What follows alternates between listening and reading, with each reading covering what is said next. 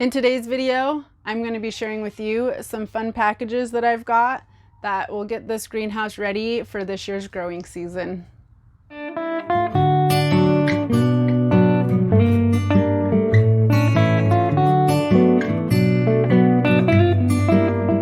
I pretty much know what's in these boxes because, well, I ordered them, but I still think that it's going to be fun to share with you guys what I ended up getting. So I guess we'll just start with this box right here. I ended up purchasing a thermometer. In the last video that I had shown you guys a little snippet of the thermometer I had in here that was actually one out of the refrigerator. I didn't have anything in here, so I just kind of wanted to give you guys an idea last time I was videoing what the temperatures were in here, and it looks like today we're well over 100. In this package, I think these are the clips for the windows. So you can see here they're the automatic vent openers to help open and close the top, so I don't have to remember to do that every single day. I did kind of scorch a couple plants in here last summer, so these will definitely be handy.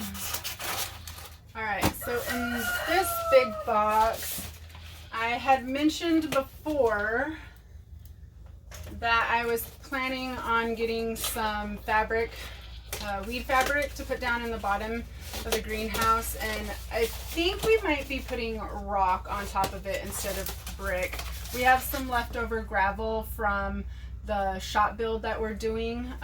We've got a pretty decent pile of it in the driveway right now, so yeah, that's what that is.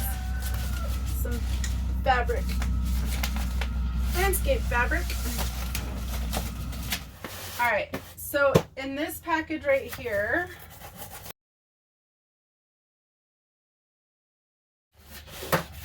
they never make these easy to open, do they? So I ended up getting some seed mats, or I ended up getting some heat mats for when I start seeds. And I ended up getting a couple of these. I think I've got 3 total in there.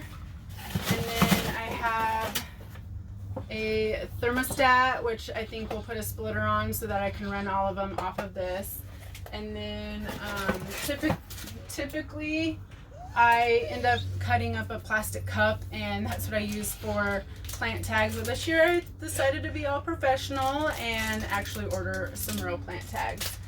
And so those are a few of the items that I've gotten in. I did also order some seed starting trays for the little plugs, but those haven't come in yet. So I'm getting pretty excited for this year's growing season. I will be getting on that in the next couple weeks here. Our last frost date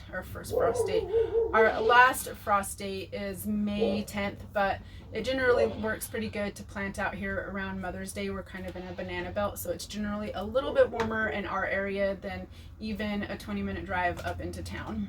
Here are some items that I picked up at the dollar store today. I got some new garden tools. I was in desperate need. My children got a hold of my last one that I've had for 4 years. They left it out. It looks pretty bad and it's ready for the garbage.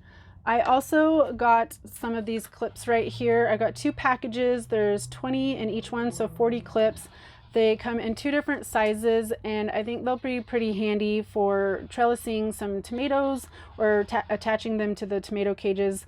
I think that these will help in not damaging their stems or stalks. I also ended up getting some twist ties. There's 75 foot here. There's an extra roll, and it does come with a cutter. I think these will be handy, and if not, I can always replace the twist ties off the bread loaves, because every time my children open a new loaf of bread, they always seem to lose the ties. I also got these flexible ties right here. There's 16.5 feet. It's coated in rubber, so I think that's going to be a lot gentler on some of the plants that I do end up trellising. And then I also got some jute. There's 3 rolls at 100 foot, so that's 300 foot of jute. I have used this in the past. It works pretty well, but I figured if I didn't end up using it this year, it's always good for crafts. We homeschool, so it can come in handy for that, as well as I do like to use it in gift wrapping. So I hope you enjoyed seeing what I bought, and probably in the next video I will be installing the weed fabric along with some gravel, and I'll bring you guys along with that.